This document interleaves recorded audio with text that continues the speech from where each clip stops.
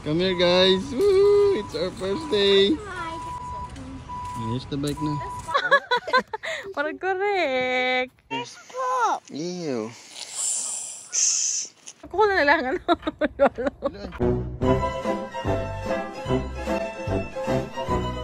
Good day, great day sa lahat. Ito na naman kami, papunta na naman kami ng another camping site dito sa amin malapit. Merong nagtanong sa akin at nag-message kung magkano ang aming rent sa isang araw kaya sa isang buwan. Hindi po yan. Yung mga camping park na experience, daily lang yung rate na $35 pinakamababa hanggang 75 to 100 plus na dollars a day.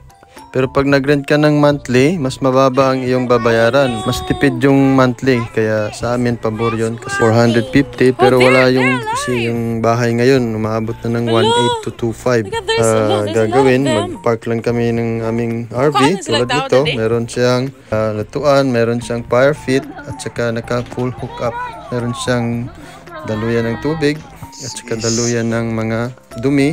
At saka meron din supply ng kuryente. At saka pag ganitong mga park, sa'yo na ang lugar. Pwede ka nang mag-gala-gala, mag-fishing, maglaro yung mga bata, kahit mag-ingay, walang problema. At saka medyo malayo-layo naman yung mga kapitbahay namin, hindi naman masyadong dikit. At saka pag nag-rent ka naman sa apartment, or kaya yung bahay mismo na may mga gamit na mas mahal, mataas yung singilan, mas mataas yung rent, mas lugi kaysa mag-RV.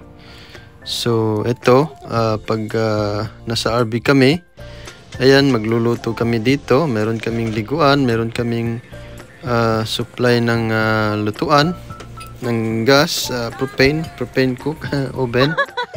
Parang correct. Parang correct among baby.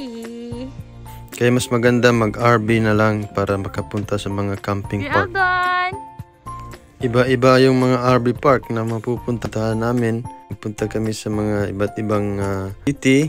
Tulad nito, ito yung merong lutuan, merong fire pit, at saka full hookup to. Meron siyang supply ng tubig, kuryente. Drainage para sa ating mga dumi na mga tubig.